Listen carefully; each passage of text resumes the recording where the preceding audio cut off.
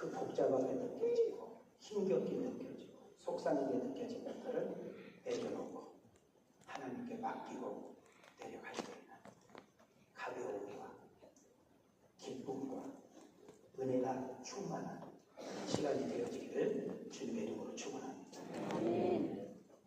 지금 기간이 어떤 기간이에요? 장마 기간이에요. 그런데 지금 전 세계가 기후가 좀 변동이 생겼죠. 많이 덥기도 했다가 비도 오락가락하는 그런 시기를 우리는 보내고 있습니다. 경쟁 시대에 살고 치열한 시대에 살다 보니까 거기서 살아남으려면 열심히 살 수밖에 없어요. 몸을 많이 움직일 수밖에 없는 그런 시대에 살다 보니 많이 피곤하고 지친 모습으로 이 자리에 앉아 있기도 합니다.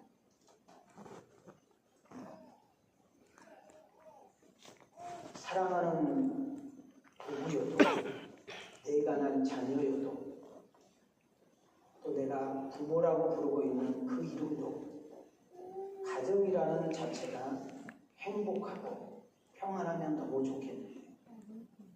서로 가치관이라든지 생각, 의견이 맞지 않으면 그 가족이라는 공동체가 사실 부담스럽거든요.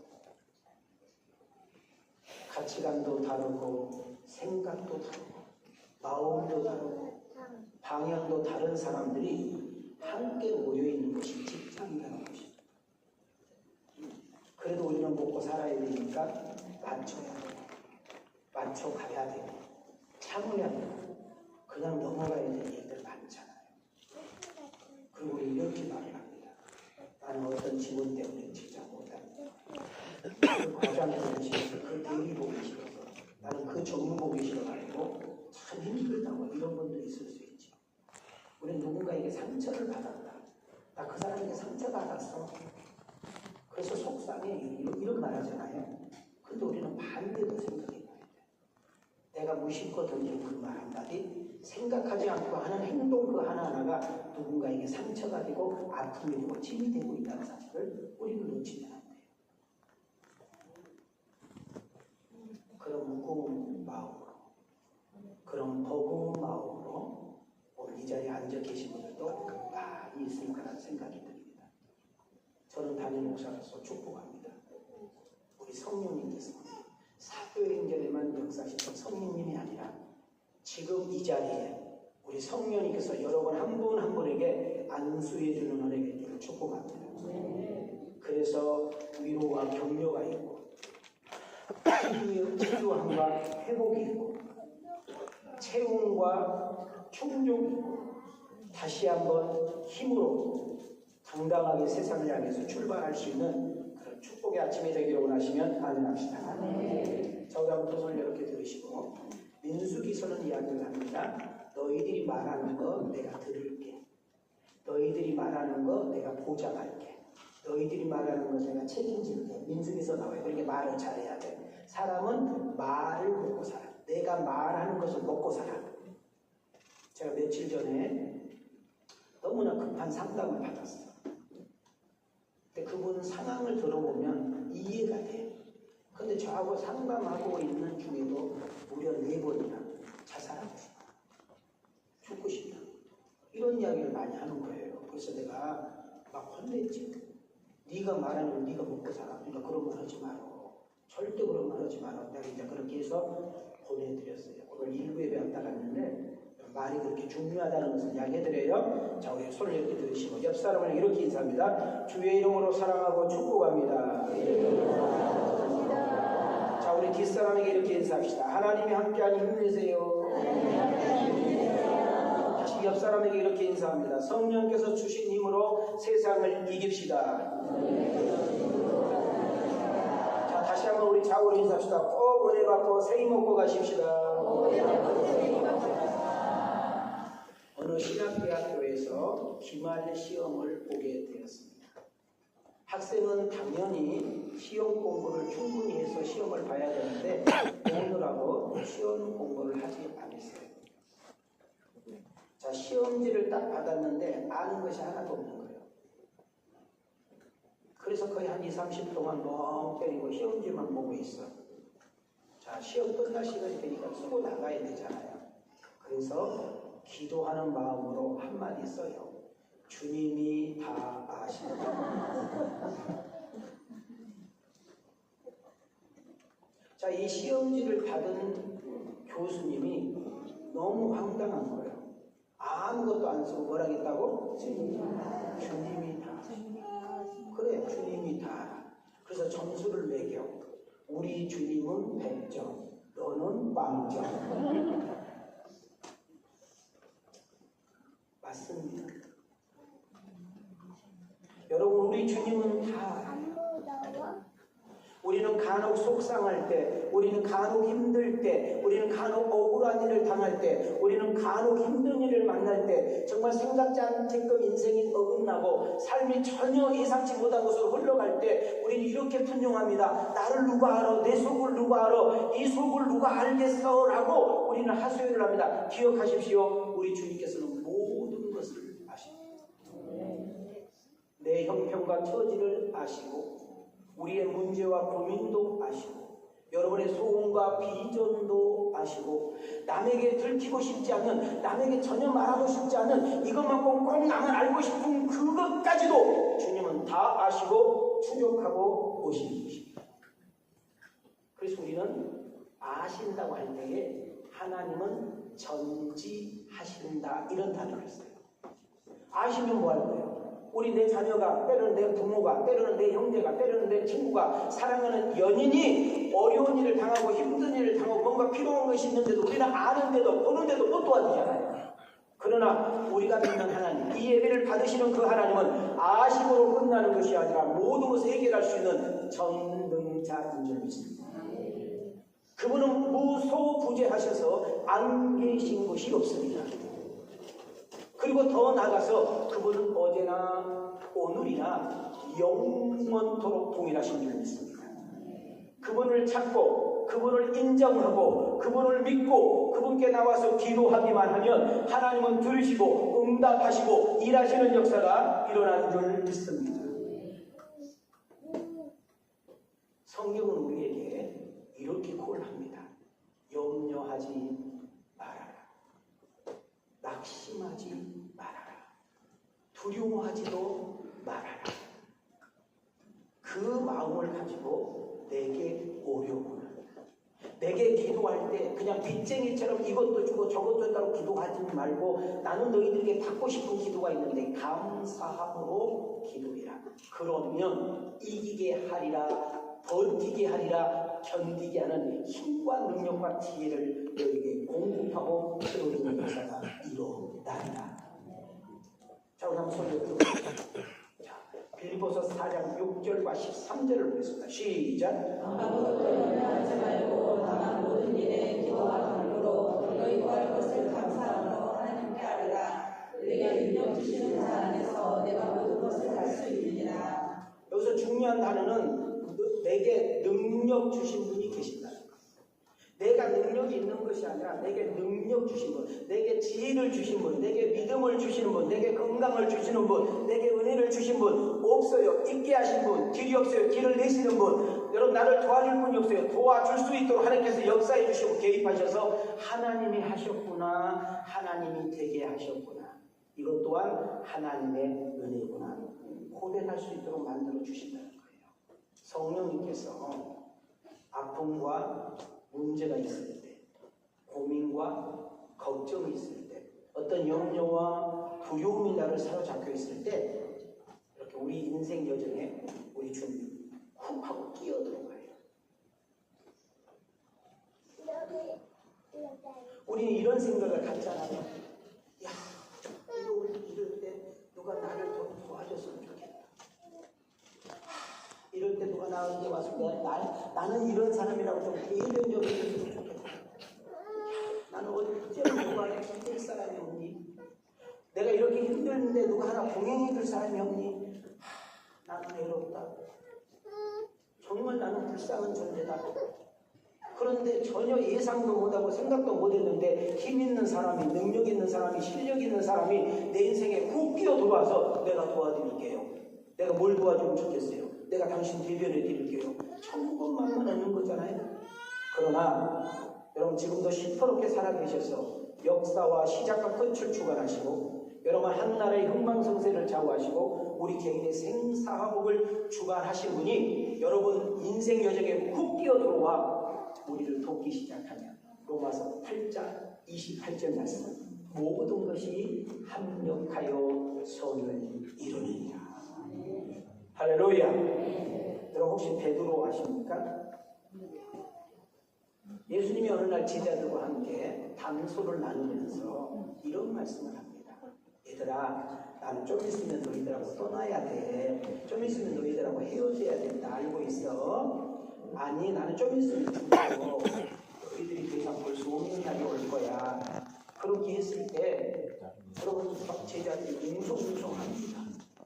아니 이제까지 우리는 당신 따라왔는데 당신 보고 내가 뭐 한 자리 기대하고 따라왔는데 아니 당신 떠나버리고 당신 죽어버리면 우리 뭐가 되냐고 막 이런 이야기 저런 이야기 막 웅성웅성하고 있을 때 베드로가 막 나타났어요. 예수님 걱정하지 마세요. 다른 것들 다 떠나고 변질하고 그러대요. 나 베드로는 의리의 사나이 예수님이 어디 가든지 함께 할 것이며 예수님이 계신 곳에 꼭 함께 있을 겁니다 하고 큰 소리를 쳤어. 이걸 뻥쟁이라고 해요. 예수님이 드디어 이 땅에 오신 목적을 실현하기 위해서 여러분 붙잡힌 것이 아니라 붙잡혀 주신 것이고 고문당한 것이 아니라 고문을 당하셨고 여러분 그들에게 모든 짓밟힘과 야유를 받는 것이 아니라 그분은 그렇게 하심으로 인하여 우리의 나음과 자유를 주시는 의가 있는 줄 믿습니다. 그런데 베드로가 예수님 말대로 너희들 내가 고난을 당할 때 어려운 일을 당할 때 다 너희들 흩어져서 없어질 거야. 그랬을 때 베드로가 뭐라고 했어? 아이고 그러지 마시라고. 나는 자 당신하고 함께 있을 거니까 함께 있었어요. 성경에 보니까 어떻게 표현하냐면 예수님이 붙잡혀 갈 때 멀찍이 떨어간 베드로, 멀찍이 떨어간 베드로를 선택해요. 예수님이 빌라도 재판에서 재판을 받고 있을 때 여러분 베드로가 저 구석에 이렇게 쭈그리고 앉아있어. 예수님 어떻게 되나 보려고. 그때 어떤 계집아이가 어머 내가 봤는데 이 아저씨 저분이랑 함께 있는 거 너 저분 몰라. 좀 이따 어떤 아저씨 오더니 이 사람 분명히 저분하고 함께 있는 거 내가 봤어요. 이 사람도 잡아다가 좀 쳐야 돼요. 그랬더니 요 이야기를 한 거예요. 손을 올리시오. 손을 내리시오. 한 분 자 올리시오. 말씀을 닫겠습니다. 시작. 베드로가 바깥에 앉았더니 한 여종이 나와 이르되 너도 갈릴리 사람에게서 함께 있었도다 하거늘 그가 저주하며 맹세하여 이르되 나는 그 사람을 알지 못하노라 하니 곧 다 이르더라. 예수님이 죽으시고 3일 만에 말씀대로 약속한 대로 부활하셔요. 근데 예수님이 제자들과 헤어지기에 뭔 말을 하냐고 그러냐면 너희들은 나를 부인하고 너희들은 나를 떠나버린 날지라도 내가 부활하는 가장 먼저 너희들 찾아간다고 약속을 하죠. 성경은 어떻게 흘러가요? 예수님이 십자가에 죽어버리자 제자들은 다 뿔뿔이 흩어졌고 고향으로 내가 다시 고기를 잡는 이름으로 대결이 진행됩니다.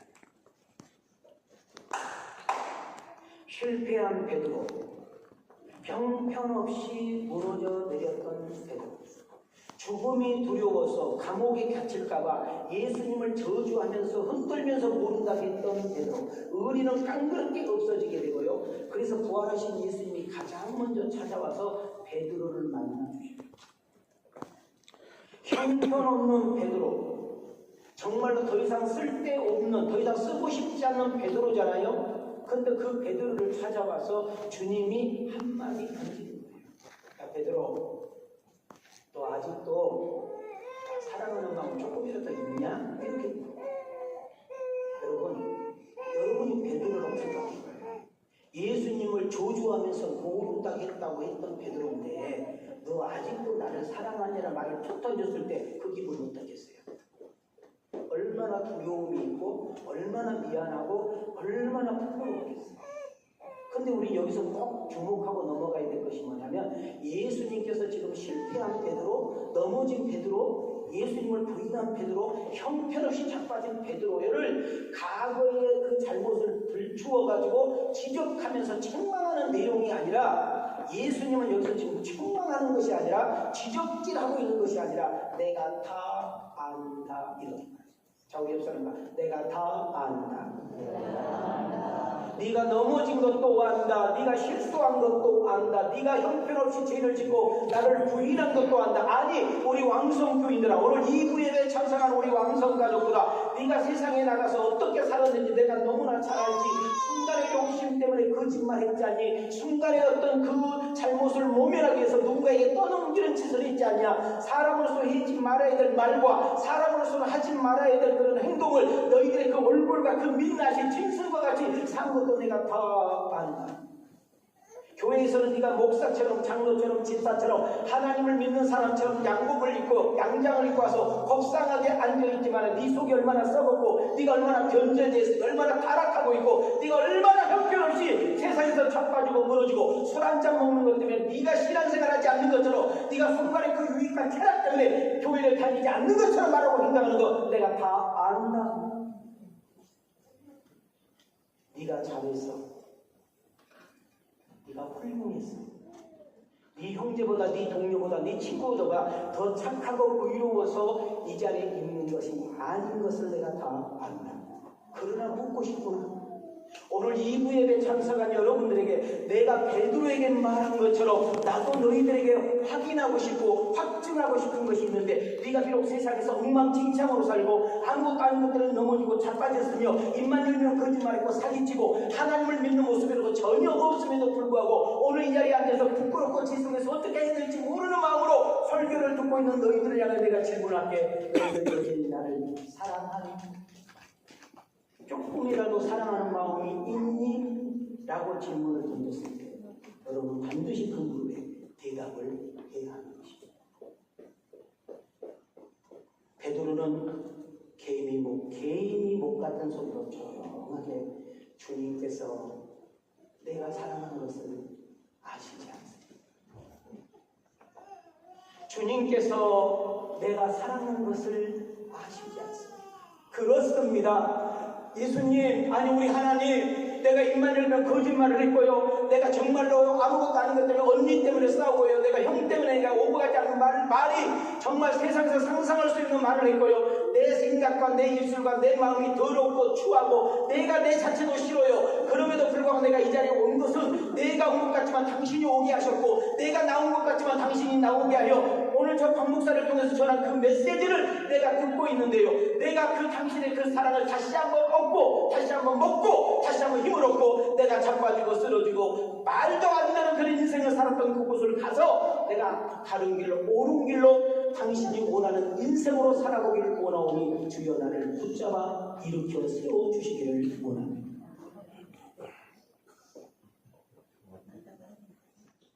요한복음 21장 17절로 가겠습니다. 시작. 세 번째 이르시되 요한의 아들 시몬아 내가 나를 사랑하느냐 하시니 주께서 세 번째 내가 나를 사랑하느냐 하시므로 베드로가 근심하여 이르되 주님 모든 것을 아시오매 내가 주님을 사랑하는 줄을 주님께서 아시나이다. 예수께서 이르시되 내 양을 먹이라. 주님께서 아시나이다. 뭐를 할까요? 나의 허물, 나의 약점, 나의 악함, 나의 못된 것, 나의 더럽고 추한 그 모든 것을 다 아시고 오늘 이 자리에 초청하십니다. 제가 이 글에게 많이 쓴 단어 중에 하나가 뭔가요? 교회에서 예수 믿지 말고 교회 밖에서 예수 믿자, 이 말은 안 하잖아요. 교회만 다니는 종교인이 되지 말고 세상에서 진짜 큰 찬이 되기를 원한다라고 이야기하잖아요. 자, 도중을 지키세요. 자, 옆 사람하고 이렇게 인사합시다. 교회만 다니지 말고 예수 믿으세요. 시작. 자, 뒷사람에게 교회 그만 다니고 예수 믿으세요. 그렇습니다. 예수님은 나를 위해서 오셨습니다. 나 같은 죄인을 위해서 오셨다고 말씀하셨잖아요. 마가복음 9장 13절입니다. 시작. 너희는 가서 내 돈을 원하고 제사를 원하지 아니하노라. 심듯이 무엇인지 배우라. 나는 의를 부르러 온 것이 아니요 죄를 부르러 왔노라 하시니라. 자, 예수님은 나 같은 죄인을 위해서 오셨다는 거죠. 자, 예수님 우리를 사랑하신다겠네요. 하나님 우리를 사랑하신다겠네요. 그 사랑의 증거가, 사랑의 증표가 십자가에서 나타난 줄 믿습니다.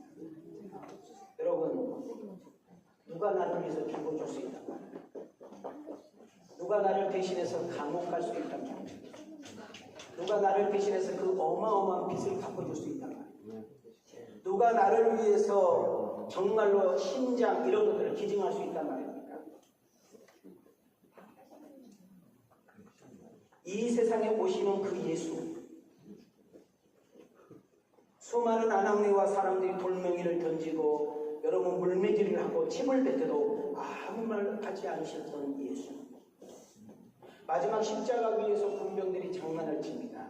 네가 진짜 하나님의 아들이거든, 네가 진짜 그 약속한 메시아이거든, 내려와봐라. 그러면 내가 믿을게. 우리 예수님이 내려오면 우리는 희망이 없습니다. 그분은 십자가에 죽으셔야만 우리가 사는 역사 일어난 줄 믿습니다.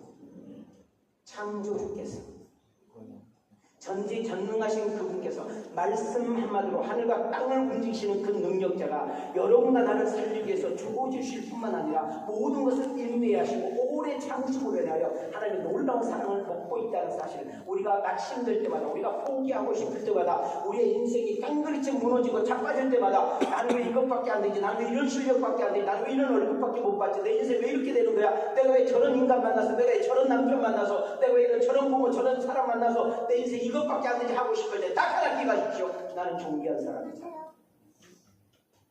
나는 사랑할 만한 존재잖아. 내가 비록 넘어지고 자빠지고 수많은 정말 엄격히 속에서 헤매고 있다 할지라도 나를 사랑하신 분이 있잖아. 나를 기대하신 분이 있잖아. 나를 끝까지 바라보시면서 기다려주는 분이 계시잖아. 여러분과 나는 존귀하고 보배로운 존재라는 사실을 놓치지 않기를 소망합니다. 요한일서 4장 10절로 가겠습니다. 시작. 사랑은 여기 있으니 우리가 하나님을 사랑한 것이 아니요 하나님이 우리를 사랑하사 우리 죄를 속하기 위하여 한 번제물로 그 아들을 보내셨습니다. 오늘 2부 예배 나온 여러분들, 또 온라인으로 함께 돌아와서 예배를 드리는 우리 꼭 제가 부탁드립니다. 우리는 지혜여야 돼요. 자, 넣어야 된다고요? 자, 봐요. 나보다 더 잘 믿는 사람, 나보다 더 행복하게 사는 사람, 나보다 더 인생 앞장서 사는 사람, 나보다 더 인생 위대하게 사는 사람, 뭔가 나보다 더 나은 사람을 보면 우리는 어떤 습성이 있느냐, 자꾸 끌어내리는 거예요. 옛날에 말이야, 쟤가 가난한 집이었고, 옛날에 공부도 못했고, 옛날에 지식이었고, 옛날에 내가 어디도 못했어, 꼭 이런 이야기예요. 그러면 안 돼. 여러분이 얼마나 형편없는 존재라는 사실을 스스로 고백하는 거예요. 나보다 더 잘 믿어, 나보다 더 잘 살아, 나보다 더 행복해, 나보다 더 열심히 해, 뭔가 배울 것이 있어, 뭔가 나은 인생 사는 그걸 통해서 내가 배우고 습득하고 가는 거예요. 그런데 잘 봐요. 내가 존경했던 사람, 나는 가까이 가기도 힘든 어떤 범주하기도 어려운 그 사람, 정말 우러러봤던 사람, 대단했던 사람이 여자 문제로 돈 문제로 등등으로 넘어지고 자빠졌을 때 우리는 그럴 줄 알았어 하고 난도질하는 것이 아니라, 이야, 저런 분이 넘어졌어? 내가 저렇게 좋아하고 존경한 분이 그 문제 때문에 이렇게 쓰러졌단 말이야. 우리 이런 걸 통해서 꼭 뜻을 여미시고, 여러분 그 넘어짐과 자빠짐을 통해서 우리는 나도 넘어질 수 있구나, 나도 얼마든지 그런 인생을 살 수밖에 없는 존재구나, 하나님의 우리를 구하니라고 그것도 안 좋고 어려운 부분에서도 배우는, 얻어두는 그런 은혜가 있어야 될 줄 믿습니다. 그럼 여기서 우리가 듣는 것이, 우리는 단 하루도 성령님을 붙잡아주지 않습니다. 우리는 베드로가 3번 부인하는 것 때문에 이런 인간이 다 있어. 여러분과도 얼마든지 그런, 여러분 베드로의 모습이 나의 모습이고 베드로의 고백이 나의 고백이라는 거예요. 우리는 베드로보다 더 훨씬 더 악하게 못된 짓을 할 수밖에 없는 그런 사람이에요. 그래서 우리 주님께서 너무너무 멋있는 말을 요한복음에 했어요. 자, 요한복음 15장 5절 사랑합니다. 기억하라는 거예요. 시작. 나는 포도나무여 너희는 가지라. 그가 내 안에 내가 그 안에 거하며 사람이 열매를 많이 맺나니 나를 떠나서는 너희가 아무것도 할 수 없습니다. 자, 여기서 꼭 기억하시고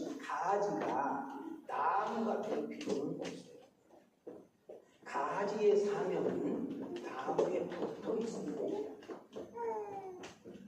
아무리 건강한 가지, 푸른 가지, 싱싱한 가지, 큰 가지가 할지라도 나무에서 떨어 나오는 순간 장작이 되는 거예요. 쓸모없는 나무가 되는 거예요. 그러면 어떻게 돼요? 그냥 부엌에 들어가는 거죠. 우리 여기서 뭘 느낄 수 있어요? 우리는 단 하루도 성령님의 도우심이 없이는, 단 하루도 성령님의 붙드심이 없이는, 단 하루도 성령님의 은혜가 없이는 나는 아무것도 할 수 없다는 사실을 기억해야 돼요. 자, 우리 오늘 2부 지자 우리 강병주 집사가 성악가잖아요.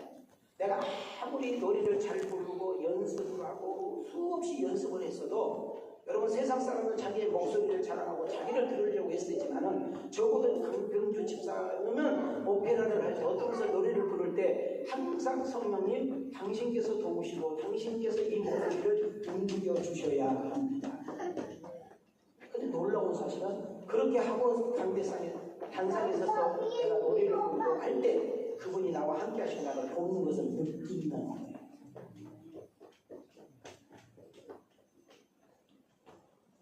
형편없이 무너진 베드로, 초라하기 그지없는 베드로, 그런 의리도 없는 그것을 어디다 씁니까? 예수님 앞에 죄송하고 미안해서 고개도 들지 못한 그 베드로에게 죽음이 끝이 아니라 부활이 주님에 정확하게 종통해주고, 그리고 그 하나님의 나라가 있는 것을 정확하게 보여주면서 내 양을 치라, 내 양을 먹이라고 사명을 부여한 것입니다. 여기 우리의 소망이 있고, 여기 우리의 희망이 있고, 여기에 비전이 있고, 가능성이 있습니다. 제가 오늘 사도행전을 왜 해야 합니까? 담임 목사님은 왜 사도행전에 그렇게 집중하고 목매입니까? 자, 이제 우리는 내일 다음 주부터 맥주 감사절 빼놓고는 연속 사도행전을 합니다. 한 주도 빼놓지 않고. 그러면 지금 벌써 여기까지 사도행전 10장까지 왔을 때 지금 제가 거의 50번 이상 설교했어요. 자, 이제 우리 11장으로 이제 시작이 되잖아요. 그러면 담임 목사로서 사도행전을 하는 이유가 있을 거예요. 사도행전을 내가 강의를 이렇게 목을 메우는 이유가 있을 거 아니에요. 목적이 있을 거 아니에요. 오늘 그것이 오늘 여러분 나의 기도 제목이기를 원합니다. 첫 번째가 예수님이 약속하시는 대로 정확하게 10일 만에, 예수님이 떠나시고 10일 만에 오순절날 마가의 다락방에서 모여 기도할 때 약속대로 성령이 오셨다.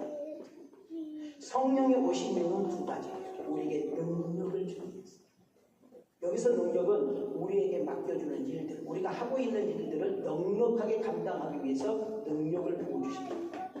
그리고 그 능력이 너에게 임할 보면은 여러분 온 세상 땅 끝까지 이르러 그 예수가 증거를 원하는 것이 우리 하나님의 마음인 줄 믿습니다. 자, 저를 보세요. 우리가 힘들 때, 낙심될 때, 좌절될 때, 인생이 희미할 때, 갈 바를 모를 때, 내 주변에 아무것도 없을 때 우리가 꼭 집중해야 될 것은 여러분 힘들 때일수록 어려울 때일수록 성경을 펴시고 하나님의 약속의 말씀을 붙들기를 바랍니다. 여러분 우리가 하나님이 계시는 것을 어떻게 할 수 있어요? 하나님은 약속하셔요. 그리고 반드시 때가 되면 그 일을 성취하시고 그 약속한 것을 지금도 ING 이루시고 성취하신 역사가 일어나는 걸 믿습니다. 한 걸음 더 500명의 신도들이 모여서 성령을 기다렸는데 그 10일 어간에 다 가버리고 120명만 남았어요. 몇 명만? 그 120명에게 한 명도 빠짐없이 성령이 임했어요. 그래서 이것을 성령 충만으로 표현하고 있는데 성령이 충만한 증거가 방언으로 나타난 거예요. 러시아 말로 했는데 한국 사람이 알아요. 영어로 말했는데 러시아 사람이 알아요. 아프리카 말로 이야기했는데 우리 한국 사람이 알아요. 이거 신비잖아요. 여러분 여기서 축복을 합니다. 방언 못해도 천국 가는데 지장 없어요. 왜? 예수 믿어야 천국 갑니다. 방언은 은사인데 여러분 정말 하나님 놀라운 신비가 이 사도행전 강론 한 장 한 장 넘어갈 때마다 여러분 놀라운 이 방언과 놀라운 역사들이 여러분에게 임할 수 있기를 주님으로 멈춥니다. 이것이 나의 간증이요 이것이 나의 찬송일세 나 사는 동안 끊임없이 구주를 찬송하리로다. 이것이 나의 간증이요 이것이 나의 찬송일세 나 사는 동안 끊임없이 구주를 찬송하리. 하도 안 시켜줘서 해봤어요. 나한테 독서망상이었어. 여러분 하나님의 놀라운 신비, 놀라운 은혜가 여러분에게도 임할 수 있게 주의고 축원합니다. 자, 우리 옆사람 인사해요. 남의 간증은 그만두고 내 간증 좀 해요. 시작. 따라와서 다시 뒷사람하게 인사해요. 교회만 다니지 말고 하나님 살아계심을 체험해보고 시작.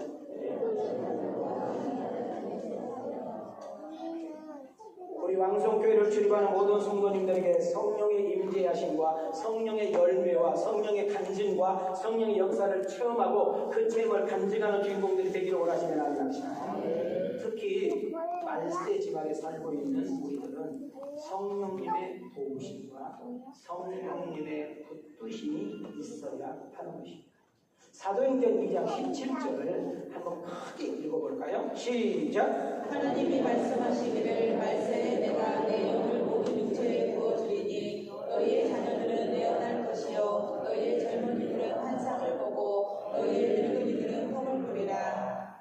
여러분 성령이 여러분과 나에게 오면 자녀들에게도 청년들에게도 심지어 나이 먹은 늙은이들에게도 놀라운 역사가 일어난다. 저는 이 설교를 준비하면서 기도했습니다. 하나님, 우리 왕성교회를 출입하는 성도들마다 이런 비전과 환상과 역사가 일어나게 하옵소서.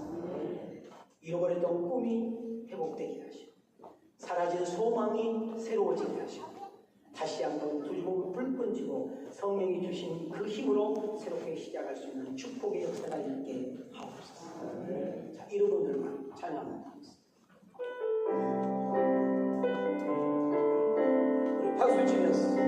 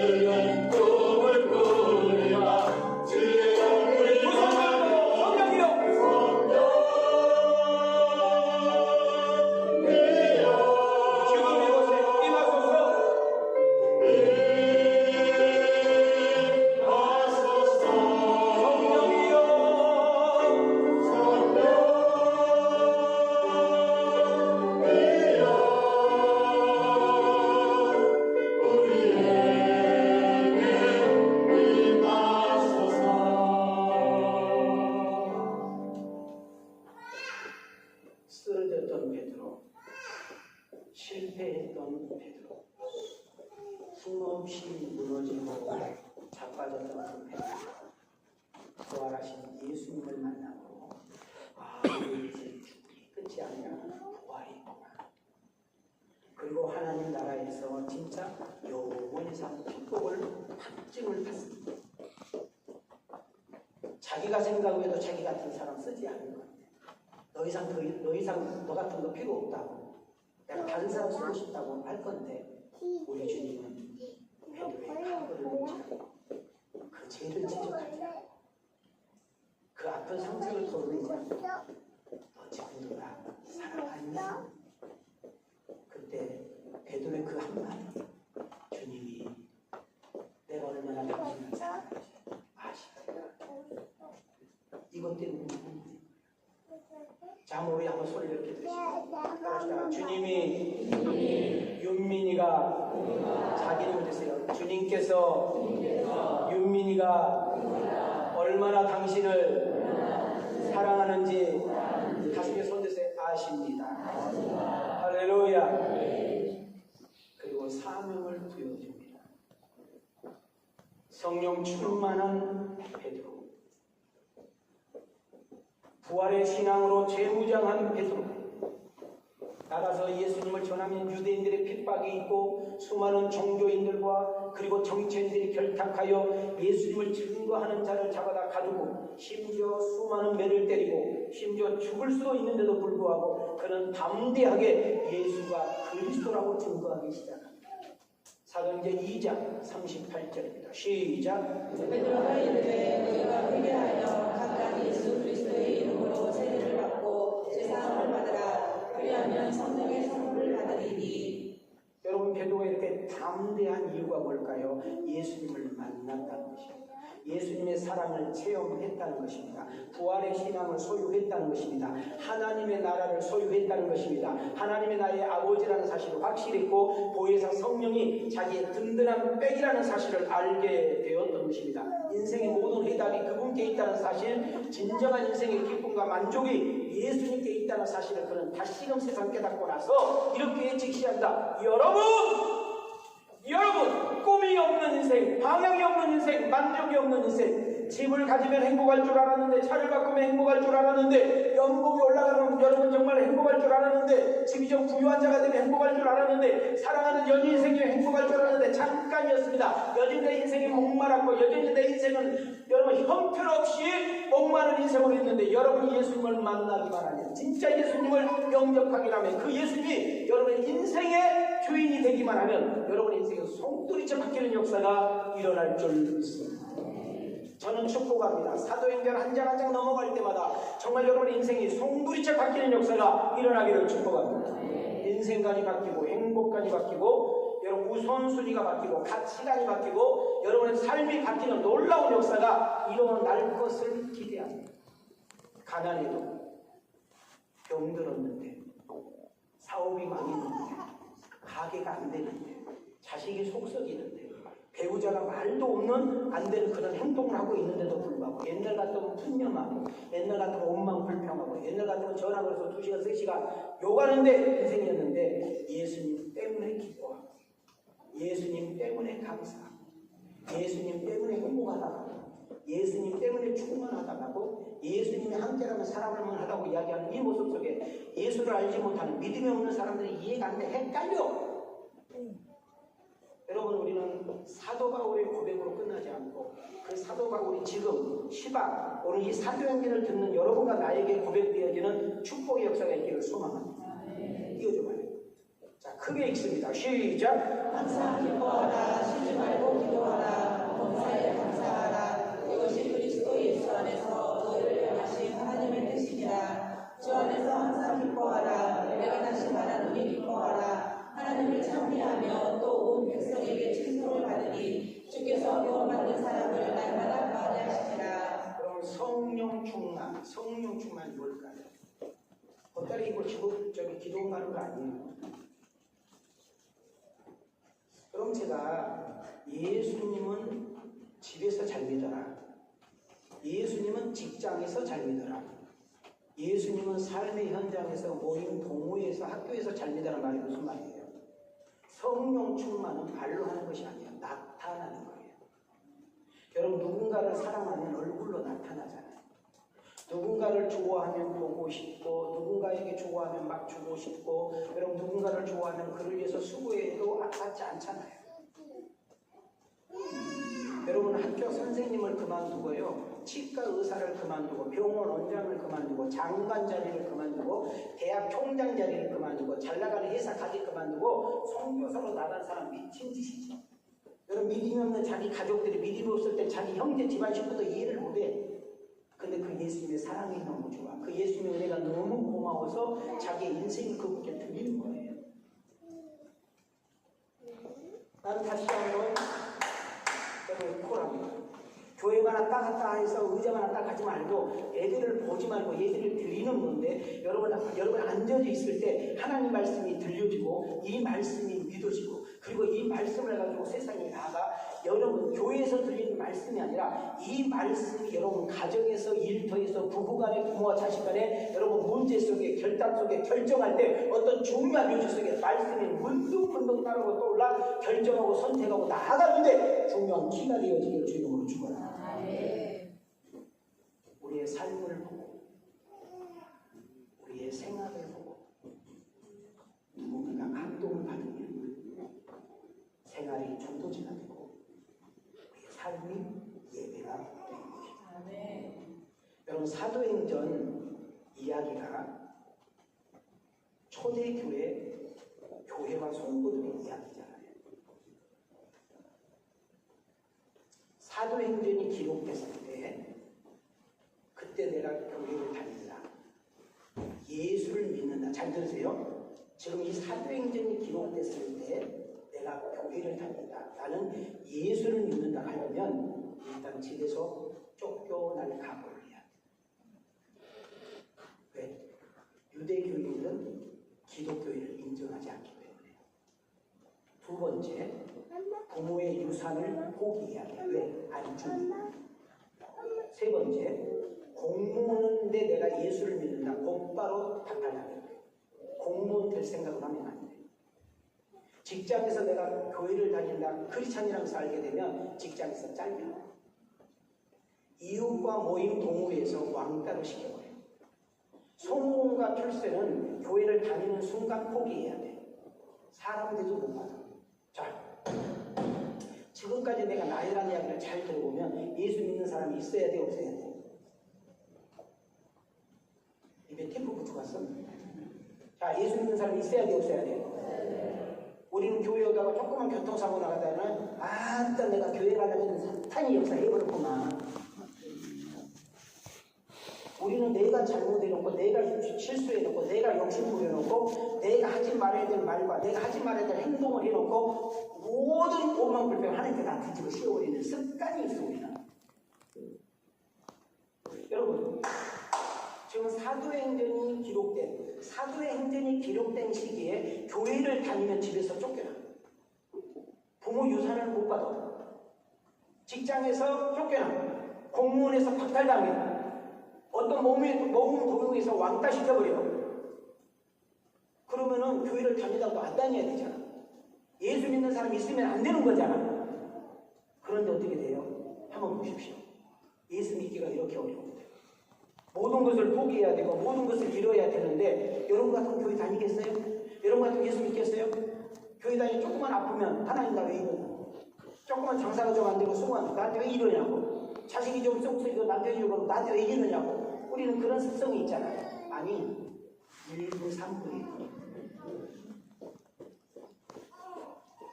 보세요. 이 베드로 사도와 바울 사도를 보면 예수님 전하는 것 때문에 외로워하지 말라. 예수님 전하는 것 때문에 감옥에 가지 말라. 예수님을 전하는 것 때문에 죽을 고비를 수없이 남겨요. 예수님을 전한다는 이유 때문에 쫓겨다니면서 숨을 수밖에 없는 일도 생겼어요. 그럼 베드로, 바울 그냥 때려쳐야 되잖아요. 근데 감옥에 쳐놓으면 거기서 부흥회가 열려. 거기서 감옥에 쳐넣어가지고 혹시 갈까봐 2중, 3중으로 했는데 그냥 자동적으로 감옥이 열리고 새사슬이 풀면서 그냥 가버려. 요 정도로 집살나게 떠들어 패면 그 예수 안 믿겠다 하는데 웃으면서 예수 믿으라고 전도해버려. 도대체 길이 없어. 여러분 교회만 다니지 마시고 예배당과 출입하지 마시고 나는 장로님이다 권사님이다 집사님이다 하지 마시고 나는 믿음의 연수가 몇 년인데 나는 성경을 몇 독 읽었는데 내가 예수를 내가 몇 년 믿었는데 이제 그만해요. 예수 믿지 않는 내 부모는 예수 믿지 않는 내 친구는 예수 믿지 않는 내 친정식구는 예수 믿지 않는 내 남편 내 아내 내 자식은 성경 몇 독 읽었느냐 헌금 얼마나 드리냐 교회에서 봉사 얼마나 하냐 얼마나 교회에서 오래 사느냐 전혀 관심이 없습니다. 세상 사람들은 예수를 믿지 않는 사람은 나의 말하는 모습을 보고 나의 행동하는 모습을 보고 저 사람 달라졌네. 옛날 1년 전에 거짓말이었는데 저 사람 거짓말 안 한다니 약속도 잘 지키네. 옛날에는 술에 쩔어 살더니 얼굴이 이렇게 밝아졌나. 저 아줌마 저 쌈딱 아니죠? 우리 동네 쌈딱 우쭈우쭈 친절해져서 나한테도 인사하잖아. 세상 정말이 올라나 봐. 야, 저 사람한테 들어가면 안 나오잖아. 여리고성인데. 야, 그렇게 많이 베풀고 나누고 그러더라. 어떻게 된 거예요? 몰라, 왕성교회 다니는데. 사도행전을 듣더니 저렇게 헷갈리겠대. 여러분, 그런 소리를 좀 들을 수 있는 우리가 되겠습니다. 고상한 척 하지 말고, 예수 믿은 척 하지 말고, 언제까지 종교인처럼 다닐 거예요? 내 안에 있는 것이 나가게 돼 있잖아요. 내가 알고 있는 것만 말하고요. 내가 가지고 있는 것만 나눌 수 있는데 여러분 툭 치면 예수, 여러분 뚝 때리면 예수가 나올 수 있는 은혜가 있기를 축복합니다. 아니 당신은 아닌데 웃음이 나오냐? 야 가게가 늘면 지금 적어야 되는데 웃음이 나오냐? 야 너 회사 쫓겨나는데 그렇게 좋냐? 야 그렇게 너 보면 너 나보다 더 훨씬 못하게 사는데 너는 왜 이렇게 기뻐? 너는 왜 이렇게 행복해? 도대체 너는 어떤 거니? 여러분 부자, BMW 타고 다니고 벤츠 타고 다니고 막 여러분 막 아파트 막 수십 평 사는 사람이 여러분 지하실 학고방에 살고 있는 나에게 와서 물어야 해요. 그렇게 궁금해요. 그렇게 궁금하면 이번 주에 우리 왕성교회 갑시다. 깨달아지기를 주님으로 축원합니다. 그래서 실제적인 이야기가 있잖아요. 어느 가정이 방배동에 이사를 왔어. 방배동이면 좀 수준이 있는 집이잖아요. 근데 방배동에 교회가 이렇게 잔뜩 있어. 그래서 어느 교회를 가족들이 가야 될까 궁금했어. 책을 듣고 식구들이 나왔는데 도대체 어디 교회에 가야 돼? 근데 옆에서 경찰 아저씨가 있더래. 그래서 물어봤대. 아저씨, 우리가 이쪽에 처음 이사 와서 교회를 가려고 하는데 혹시 어느 교회가 좋은 교회예요? 이렇게 물어봤더니 이 경찰이 했던 말을 잘 들으셔야 돼. 나는 교회를 안 다녀서 그거 잘 모르겠어요. 근데 예배를 딱 끝나면 그 시간에 다 나오잖아. 이쪽 교회, 저쪽 교회 쭉 나오는데 저쪽 교회에서 나온 사람들 얼굴은 발급이야. 못 알아듣는 성가대를 위해서 저쪽 줄에서 나오는 골목에서 나온 사람들 얼굴은 나쁘다기 발급이다. 내가 생각할 때는 그 교회가 좋은 교회 같은지? 자, 손을 들으시고 옆 사람 보고 화장벌로 살지 말고 뿌리벌로 삽시다. 시작. 여러분 그 얼굴 가지고 전도가 되겠어요? 옆 사람 봐봐, 옆 사람 봐봐. 여러분 얼굴 보고 교회 나올 사람 있겠나? 나를 보지 말죠. 우리가 사도행전을 통하여 여러분의 얼굴이 성령의 수술로 완전히 바뀔 수 있기를 축복합니다. 성령 수술 좋아하지 말고 나중에 얼굴이 안 좋게. 그러면 담임 목사님 이제 마지막 결론이에요. 담임 목사님 그렇게 사도행전에 올인한 이유, 사도행전에 그렇게 목을 메운 이유가 뭐예요?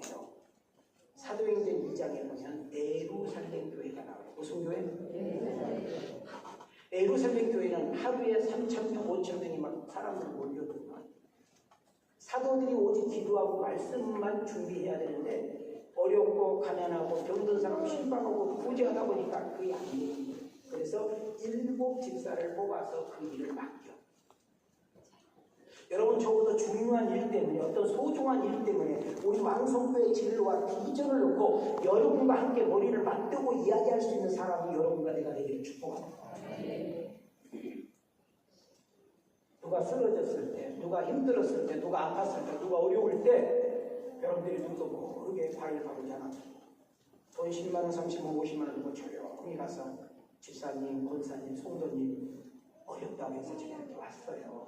아무것도 아니지만 하면서 여러분 그런 사람들 찾아가서 손잡아 기도해주고 식사 한번 대접해주고 말로 해주고 격려해주는. 그래서 저는 우리 왕성교회 유명한 교회 거부합니다. 대단한 교회 거부해요. 실력 있는 교회 그런 기도하지 마요. 나는 우리 왕성교회는 따뜻한 교회, 친절한 교회, 하나님의 사랑을 느낄 수 있는 그런 교회가 되기를 여러분을 통해서 나타나기를 원하시는 두 손 들고 합니다. 한 50경 걸린 사람이 줄마다 2명씩.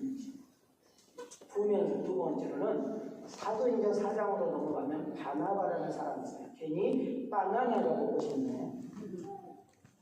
이 바나바는 사도들이 지치고 피곤하고 버다고 때문에 자기 집에 초청해서 위로해주고 격려해주고 작은 식사 대접하면서 힘을 북돋아주는 일을 했다고 그래요.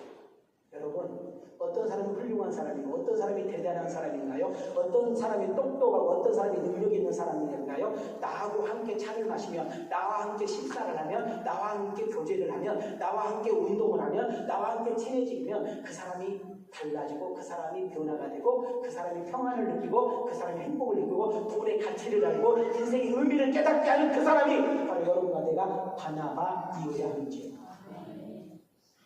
그러다 보니까 나중에 교회가 헌금이 떨어졌어요. 부재해야 되는데 부재활동이 없고요. 선교해야 되는데 선교활동이 없고 교회 운영하는데 운영하는 것이 어렵다는 이야기를 누군가로부터 듣게 되고 있잖아요. 자기의 밭을 팔아다가 여러분 성전에 아무도 모르게 조용히 갖다 놨어요. 그것이 교회를 다시금 일으켜 세우는 데 중요한 일을 했어. 우리는 조그만 헌금하면 입으로 다 까고 나 짜장을 사줬는데 지금까지 5년 전 짜장이 아니라 이미 화장실 갔다 왔어요. 여러분 하나님 앞에 내가 귀한 일을 했어. 많은 것을 드렸어. 여러분 드릴 수 있음에 감사, 섬길 수 있음에 감사, 나를 써주심에 감사. 할렐루야. 우리 옆 사람과 인사는 말로 그만하고 삶으로 보여줍시다. 시작. 우리 교회 표가 영혼을 살리고 교회를 세우고 이웃을 잘 되게 하자는 것입니다. 우리 교회는 내년에 40주년 기념을 통하여 4가지 행사를 준비해놓고 항구적 운동을 하고 있어요. 지금 제가 원하는 목표는 2억 8천 정도 됩니다. 근데 지금 1억 3천, 이번 주 정도 되면 이제 1억 4천 정도 나오겠네요. 이제 반 정도, 반 조금 더 나는 반 정도. 나는 전 교인들이 그 좋은 일에, 그 복된 일에, 그 값진 일에 기도하면서 함께 동참할 수 있는 은혜가 있기를 축복합니다. 우리 교회 비전 장학금. 요즘 우리 교회 청년들이 저에게 주례를 많이 부탁으로 와요. 그럼 제가 꼭 이야기해요. 얘들아, 결혼을 한 번만 해야 돼. 그러니까 너희들 꼭 비전 장학금, 너네 부부 이름으로 대학생들, 내가 초등학교, 중학교 이야기 절대 안 해요. 대학교 아이들 장학금 한번 줘라. 250만 원인데. 만약에 그 애들 결혼하고 안 보이면 그것 때문에 안 나오는 거 아세요? 지네들이 받아 먹었으니까 해야 되죠. 여러분, 아까도 얘기했죠. 우리 교회 뭐 대단한 교회, 훌륭한 교회 그런 게 놀지 마요. 나는 그렇게 그런 목사 되지도 못해. 얼굴 봐니까 안 생겼잖아. 그러나 예수 믿지 않는 사람들이, 교회도 다니지 않는 사람들이 하는 이야기가 나는 잘 모르겠는데 그 왕성교회 갈 거 같아요. 그 왕성교회 다니는 사람들 보니까 뭔가 들리더라. 야, 그 왕성교회는 참 귀한 일 하더라. 야, 그 왕성교회는 참 이 지역에 좋은 일 많이 하더라. 이런 소리 들을 수 있는 은혜가 있기를 축복합니다. 다비드 같은 사람, 나의 작은 은사와 나의 작은 섬김을 통해서 누군가에게 섬기고 누군가에게 나누어주고 누군가에게 섬기는 모습 속에 예수가 발견되어지는 은혜가 있기를 원하고, 여러분 빌립 집사 같은 사람, 사도행전 8장에 보면 사마리아로 도망가서 집사이지만 복음을 전할 때 귀신이 나가고 각종 병이 치유되면서 한 성이 뒤집어지는, 나는 이 사도행전 강론을 통하여 이 빈자리가 채워지면서 여러분 때문에 예수 믿고 여러분 때문에 행복하다고 하는 사람들이 많이 나오는 은혜가 있기를 주님의 이름으로 축복합니다. 마지막입니다. 권열료의 가정. 하나님, 오늘 이 사도행전을 듣는 우리 왕성교회 가족들마다 권열료의 가정처럼 세워지게 하옵소서. 온 가정이 하나님을 믿게 하시고 여호와만 경외하게 하시며 우리의 삶과 생활이 교회 안에서 끝나서 교회 밖에 흘러감으로 인하여 믿지 않는 이들에게까지도 선한 영향력을 끼쳐 예수가 보여주는 역사가 일어나게 하옵소서. 우리 가슴에 손을 대세요. 8사 온 가족이 여호와를 경외하고 우리의 삶과 생활이 전도지가 되어 하나님의 이름을 찬양하는 빛과 소금의 역할을 감당하는 여러분이 그 주인공이 되어지기를 주님의 이름으로 축원합니다. 주님이 너무 좋아. 주님 한 분이면 만족하고 주님 때문에 행복하다고 고백하는 우리 왕성 가족들, 오늘 이 자리에 참석한 우리 모든 성도님들이 되어지기를 주님의 이름으로 축원합니다. 주님의 이름으로 축복합니다. 은혜 주신 하나님께 영광이 받습니다. 나는 행복해요.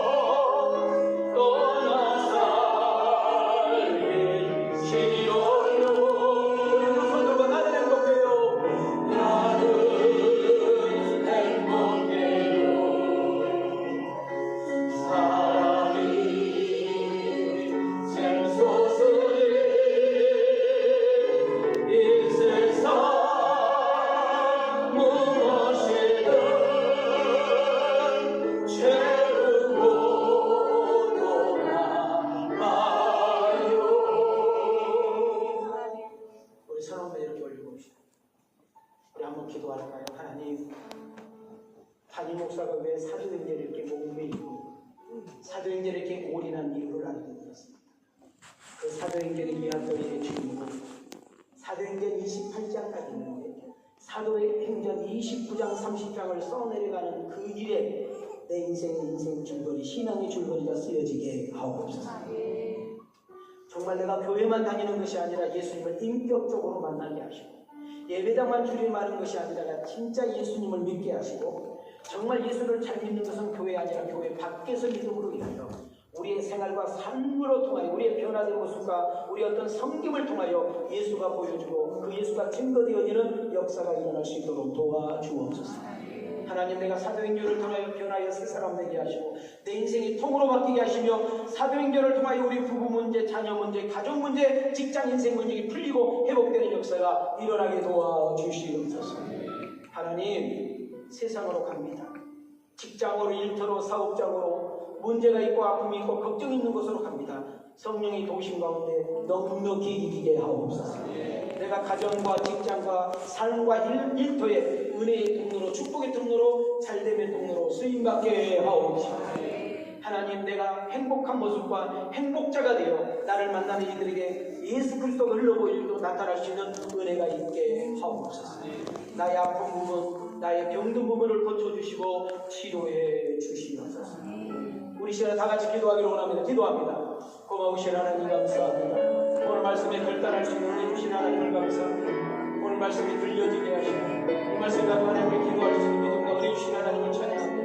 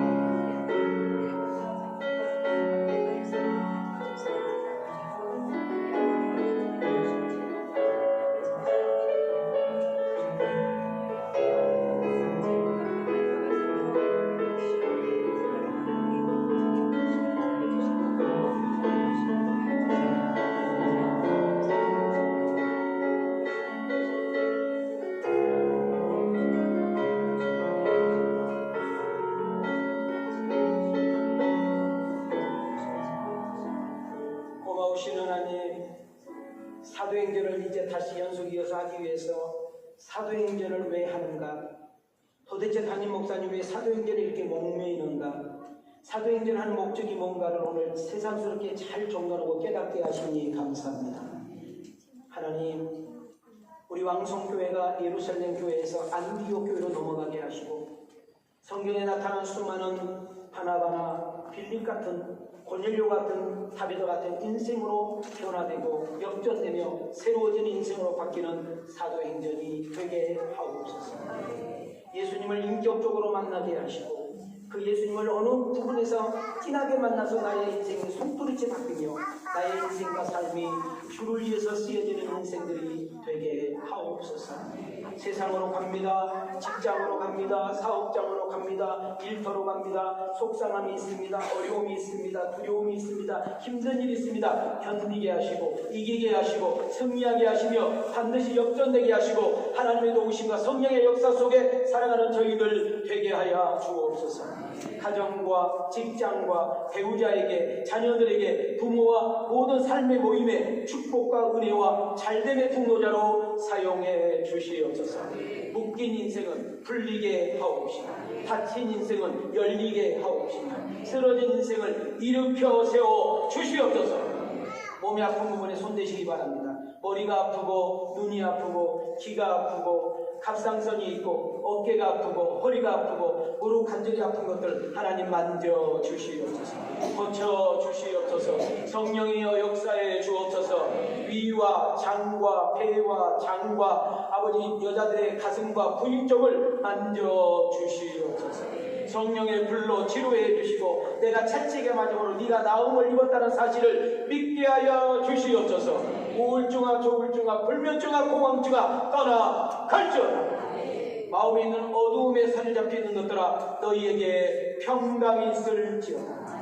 오늘 주님 앞에 올 때 빈손으로 오지 아니하고 아버지 10의 1조를 드리고 감사 예물을 드리며 성교 헌금을 드리고 각종의 귀한 예물을 믿음으로 드렸사오니 주님 아시잖아요. 저들의 형편을, 저들의 처지를, 저들의 어려움을, 저들의 비전과 소원을, 저들의 기도 제목을 아시잖아요. 간섭해 주시고 도와주시고 역사해 주시옵소서. 들어가도 나가도 복을 받게 하시며 쓸데없는 것 막아주시며 11조와 감사가 도해가는 인생 되게 하옵소서. 이제는 우리 주 예수 그리스도의 은혜와 우리 하나님의 만국하신 사랑도 성령님의 감동감화 내주 역사하시는 은총이 오늘 귀한 말씀 듣고 가슴에 새기고 다시 한번 새롭게 살겠다고 나아가는 아들과 딸들 머리 위에 저들의 가정과 직장과 생모 위에 왕성교회와 이 나라 민족 세계선교 위에 영원토록 계실지어다.